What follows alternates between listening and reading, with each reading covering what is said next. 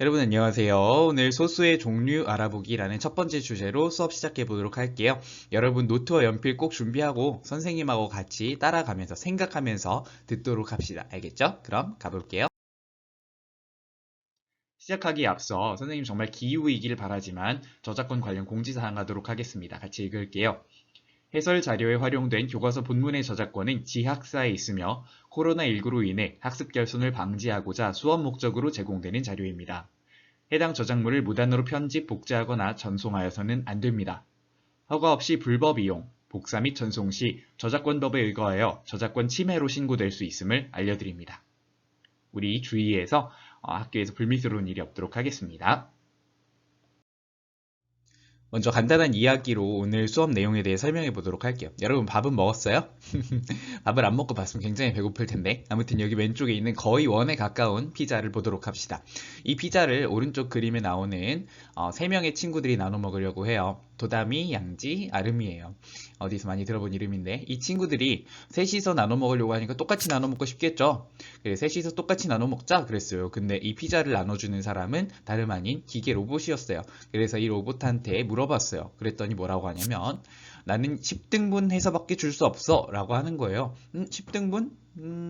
그래 한번 해보자 라고 했더니 10등분 하면 이렇게 나왔어요. 자 그럼 여러분 3명이서 10등분 된 피자를 어떻게 나눠 먹어야 돼요? 먼저 여러분은 똑같은 개수를 가져가야겠죠? 그래서 세 조각 한 사람, 세 조각 이렇게 가져갔어요. 그랬더니 어떻게 됐어요? 한 조각이 남았어요. 그럼 남은 조각은 어떡하지? 세 친구가 걱정을 했더니 이번에도 로봇이 뭐라고 했냐면 또 10등분해서 나눠 먹자는 거예요. 10등분 아니고 3등분이면 안 되나? 이런 생각을 여러분이 하게 될 거예요. 그런데 여기에서 중요한 포인트는 뭐냐면 마치 로봇이 행동하는 게 우리가 나눗셈을 할 때랑 똑같다는 거예요. 우리 나눗셈을 할 때 분수에서 3분의 1이라고 해도 그 3분의 1을 그대로 소수로 바꿀 수가 없어요. 그래서 이 로봇이 하는 행동을 잘 보세요. 그 다음에 남은 한 조각을 또 10등분을 해요. 그리고 나서 이걸 나눠 가지는 거죠. 자, 어떻게? 또 세 조각, 세 조각, 세 조각. 근데 처음과는 다르죠. 그러니까 처음에는 세 조각이 10조각 난 것 중에서 세 조각이었다면 이번에는 한 조각을 10등분 했으니까 뭐 예를 들어 0.1조각인 거죠. 그러니까 3.3조각이라고 하면 맞겠죠? 여기 한번 써볼까요? 그러면 이 친구들이 나눠 가지게 되는 조각은 뭐냐면 한 사람당 여기 세 조각하고 그 다음에 약간 지우고 다시 쓸게요. 한 사람이 세 조각하고 거기다가 0.3조각하고 0.3조각, 0.3조각 이렇게 가져왔다고 해봐요. 그럼 또 한 조각 남죠. 그 다음에 어떻게 할 거예요? 뻔하죠? 0.33 이런 식으로 가겠죠. 그래서 여러분 이 표현을 보면 10개씩으로 나눠서 가져가는 형태 이게 바로 나누어 떨어지지 못하게 하는 원인이 되는구나. 그래서 분수로 3분의 1을 쓰는 거하고 10분의 1이라는 형태로 이어나가는 소수하고는 결과가 다르구나를 이해할 수 있어요. 오늘 배워야 될 내용은 여기서 출발하도록 하겠습니다. 자, 그러면 여러분 혹시 배고파서 영상 보다 말고 밥 먹으러 가는 거 아니죠?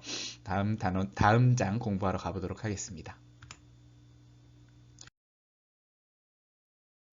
오늘 배울 내용들이에요. 첫 번째, 분수를 소수로 나타내기. 이미 여러분이 초등학교 5, 6학년 때 배웠던 내용이지만 조금 더 정확히 살펴보죠. 그리고 나서 유한소수, 무한소수, 순환소수라고 하는 용어에 대해 배우도록 하겠습니다.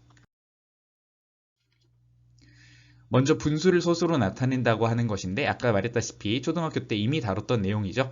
그래서 복습이라고 생각하고 봐주시면 되겠습니다. 자, 분수를 소수로 나타내기 초등학교 5학년 때 먼저 다뤘던 내용이에요. 그때를 생각하면서 어떻게 했는지 살펴볼까요? 4분의 10을 소수로 나타낸다. 근데 4분의 10은 분수예요.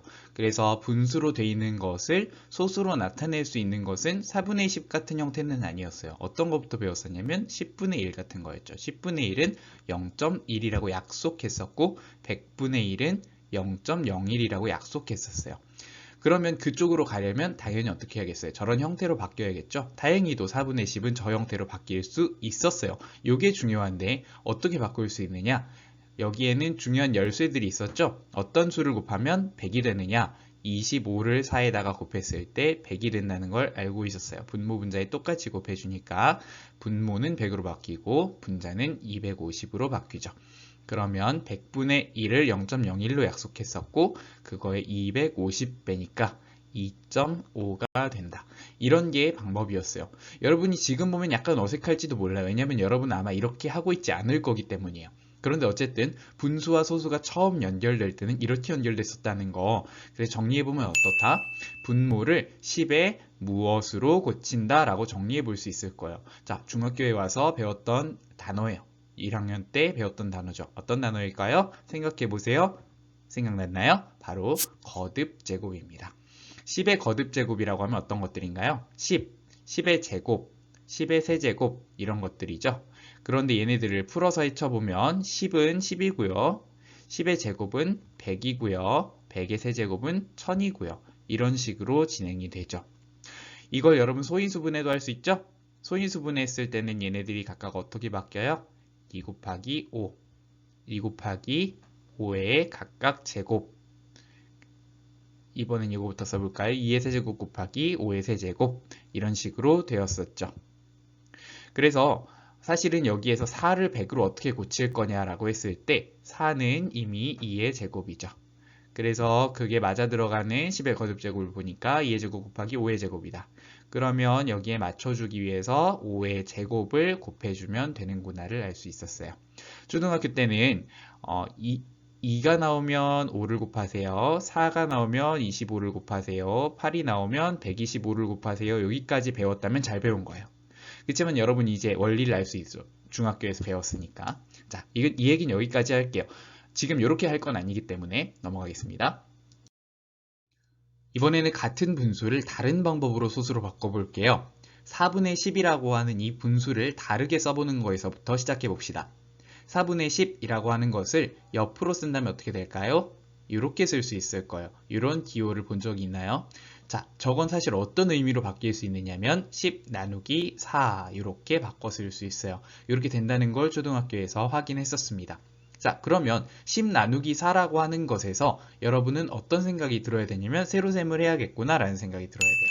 세로셈을 해볼게요. 10 나누기 4를 하는데 미리 준비가 다 되어 있어요. 여기에서 몫을 생각해보면 4, 2는 8. 그래서 나머지가 2가 나오는데 0을 받아내려요. 안 끝났으니까 그 다음에 0점 아래로 내려가서 4, 5, 2, 0 해가지고 이렇게 빼주면 이제 나눗셈이 끝이 나네요. 그래서 여기서 나눈 결과를 2.5라고 적을 수 있어요. 다시 말해서 4분의 10을 소수로 나타내는 것을 세로셈을 통해서 바로 2.5로 얻어낼 수 있다는 거죠. 자, 이게 우리가 확인해 본 방법이에요. 분자 나누기 분모를 계산한다. 근데 여기에서 선생님이 한 가지 노트해 두고 싶은 게 있어요. 사실 여러분에게 나눗셈식, 특히 가로셈식에서는 이런 것도 마음속에 있을 거예요. 뭐냐면 10 나누기 4를 했을 때 선생님 몫은 2고 나머지는 2입니다. 이런 식으로 생각할 수 있는 사람들도 있을 거예요. 그러면 두 셈식의 차이는 무엇이냐? 위쪽 셈식에서는 어떤 관점이요? 10 나누기 4를 했을 때 끝까지 다 쪼개어 나누어 준다면 두 조각하고 다시 열등분해서 5조각을 주고 이렇게 하면 된다는 거죠. 이런 관점은 어떤 관점이냐면 유리수에서의 나눗셈이에요. 유리수에서는 나눗셈을 하면 이렇게 정수 나누기 정수를 나누어서 유리수에서의 나눗셈을 하면 항상 몫이 딱 떨어집니다. 어떤 수로? 유리수로 딱 떨어져요. 그러면 밑에 있는 셈식은 언제 배웠던 거예요? 초등학교 때 자연수에 대한 나눗셈을 하면서 배웠던 거죠. 정수에 대해서 일반적으로 이 얘기를 할 수가 있는데 여기에서는 나눗셈을 한 몫이 무조건 정수 범위 내에서 나와야 돼요.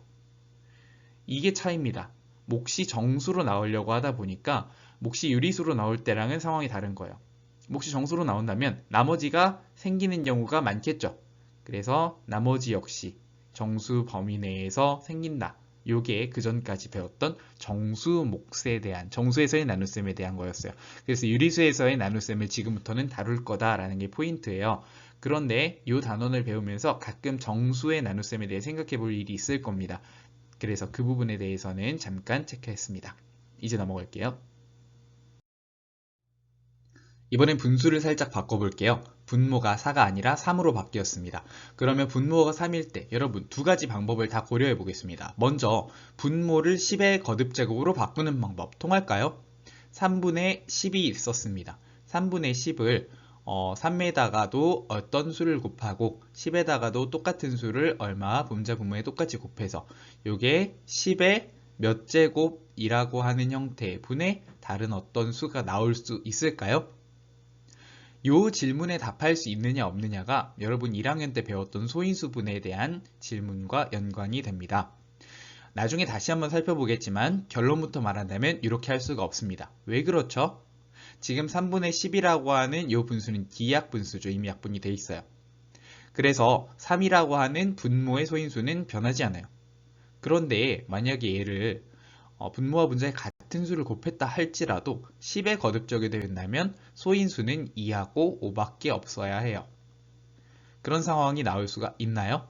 그런 상황은 나올 수가 없겠습니다.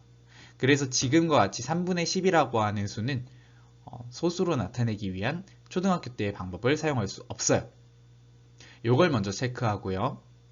그러면 이게 첫 번째 방법이었으니까 두 번째 방법으로 돌아가 보죠. 두 번째 방법은 간단한 나눗셈이었어요.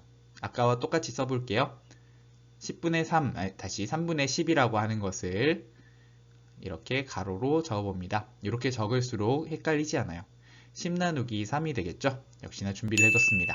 10 나누기 3을 해보겠습니다. 여러분도 할 수 있죠? 3, 3은 9, 1, 0 점을 찍어주시고요. 3, 3은 9, 1, 0 3, 3은 9, 1, 0 그죠? 이런 식으로 계속될 겁니다. 그런데 말이죠. 여기에서 반복되는 패턴을 눈치채고 그만해도 되겠다라고 하는 걸 알아차리는 게 굉장히 중요합니다. 어떤 패턴이냐면 여기 소수점 아래에 3이라는 수가 반복되는데 그 반복이 왜 일어나는지를 살펴보면 9를 10에서 뺐을 때 1이 남았고요. 1을 다시 받아내리면 10으로 고치고 9를 빼줬을 때 또 1이 남았고요. 10, 10, 10 이렇게 남아 내려오는 수들이 같다는 거예요. 그래서 이 나머지가 일정하기 때문에 앞으로도 몇 번을 나눠도 100번, 1000번을 나눠도 3.333 다음에 올 숫자들은 3만 계속된다. 이렇게 판단할 수가 있어요. 그럼 이렇게 같은 수들이 반복되는 상황을 우리 어떻게 표현하면 좋을까요? 간단합니다. 말줄임표를 이렇게 사용해주면 됩니다. 그래서 10 나누기 3이라고 하는 것의 표현은 3.333 이렇게 표현해주면 되겠습니다. 여기 선생님이 3개를 쓰고 그 다음은 말줄임표로 표현했는데 이것도 나중에 다시 한번 살펴보겠습니다. 자, 약간 정리를 해볼게요. 먼저 이 나눗셈의 특징은 같은 숫자가 소수점 아래에서 반복되고 있다는 겁니다. 반복되는 걸 무한정 쓸 수는 없겠죠. 쓰는 의미도 없고 다 쓰지 않아도 표현할 수 있습니다. 어떻게? 줄임표를 이용해서 반복되는 부분이 충분히 드러난 다음에 줄여주면 되겠죠. 이게 이번 단원에서 가장 핵심적인 방법이 되겠습니다. 그래서 이걸 꼭 알고 넘어가야겠어요. 자, 그럼 정리해 볼까요? 우리의 첫 번째 주제, 분수를 소수로 나타내는 방법, 세 가지 측면을 고려해야겠죠. 먼저 만만한 분수를 만났을 땐 어떻게 하죠? 분모의 모양을 살펴보고 10의 거듭제곱으로 고칠 수 있는지 본다. 분자 분모에 똑같이 곱해줘야죠. 그럼 그거랑 같은 방법인데 나눗셈을 직접 해보는 방법도 있었다. 분자 나누기 분모라고 하는 거 잊으면 안 되겠죠. 근데 계산을 했는데 안 끝나는 경우를 방금 살펴봤어요. 안 끝나는 경우에는 간단히 줄임표로 나타내되 같은 숫자가 반복되는 것을 확인하고 그게 충분히 드러났을 때 줄임표를 써줘야겠죠. 그거에 대해서는 좀 더 연습을 해보도록 하겠습니다. 이렇게 해서 첫 번째 주제를 마쳤습니다. 다음 주제로 넘어가 보도록 하겠습니다. 따란 두 번째 주제는 유한소수와 무한소수입니다. 유한소수와 무한소수를 보면 여러분 바로 알 수 있어요. 그런데 주어진 걸 그냥 구분하는 거 말고 분수에서 소수로 넘어와서 구분하는 것까지 해보겠습니다.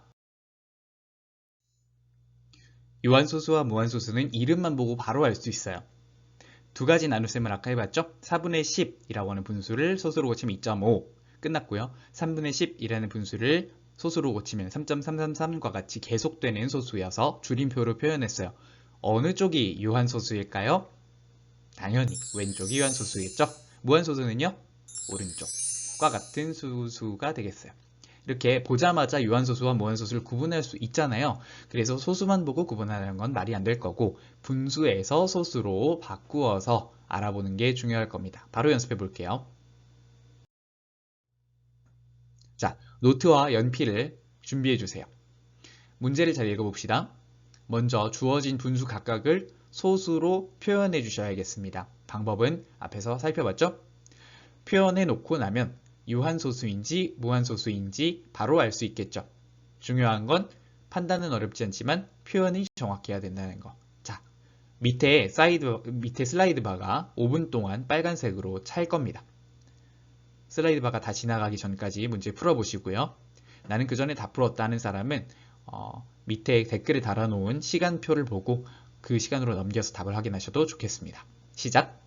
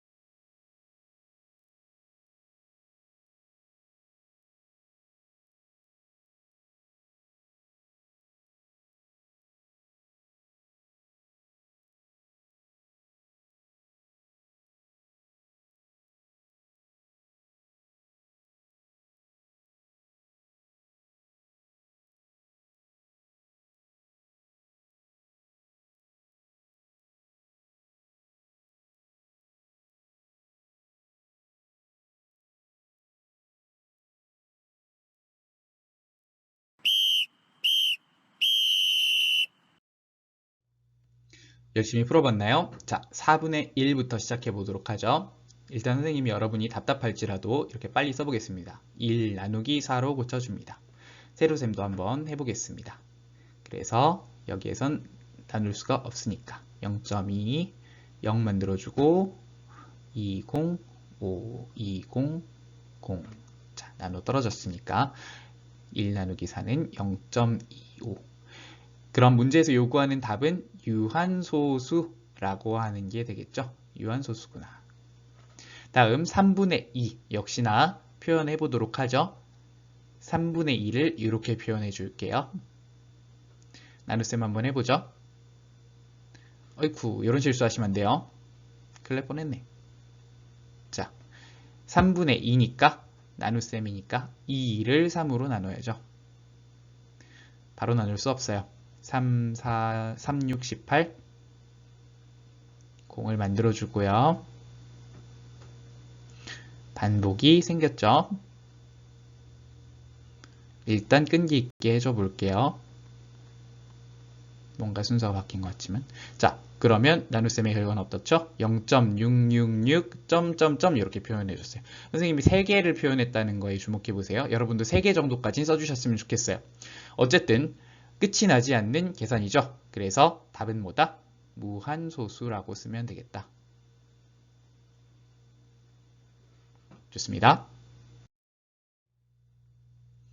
6분의 1 역시나 여러분 이제는 자동으로 할 수 있겠죠. 1 나누기 6 나눠주세요. 1 나누기 6 바로 못 나눠요. 그러면 어때요? 1.0으로 잡아주고 이번에는 6, 아까랑 패턴이 약간 다르다. 그죠? 하지만 여기서부터는 다시 패턴이 같아집니다.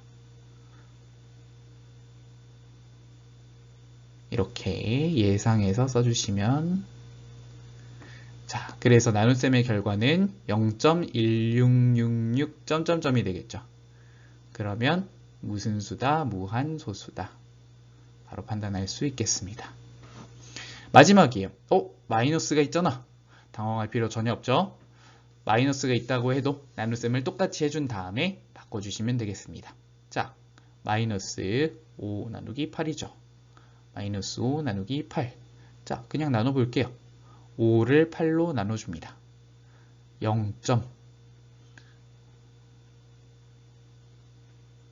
5.0이라는 거 잊지 말고 8이 16 8로 40.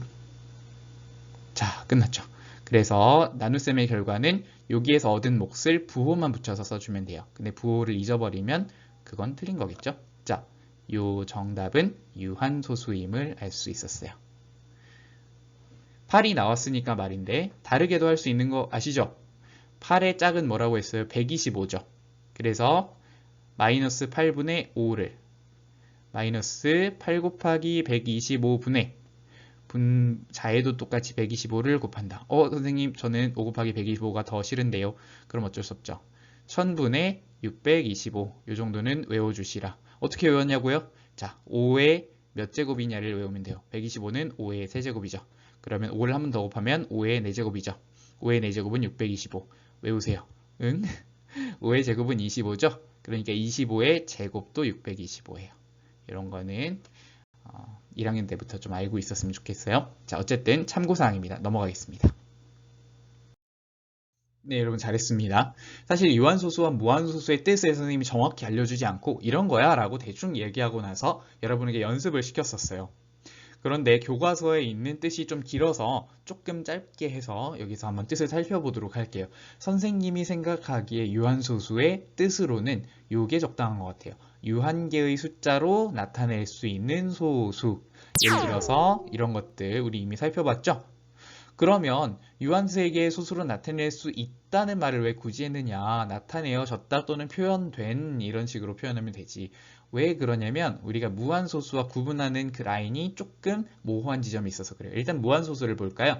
무한소수의 정의를 보니까 선생님이 소수점 아래에 0이 아닌 숫자가 끝없이 계속되는 소수라고 표현했죠. 예를 들어보면 이런 것들이 있을 거예요. 자, 3.333 같은 게 있어요. 근데 아까 한 얘기를 왜 했냐면 예를 들어 3.000 점점점 이런 숫자가 있다면 어때요? 이것도 무한소수 아닌가요? 라고 질문할 사람이 있겠죠. 그래서 우리는 3.000이라고 표현할 때는 사실 마음속에 뭐가 있는 거예요? 3이 있는 거죠. 그래서 3은 유한소수라고 하자. 그걸 구분짓기 위해서 반복되는 수는 0은 아니었으면 좋겠다.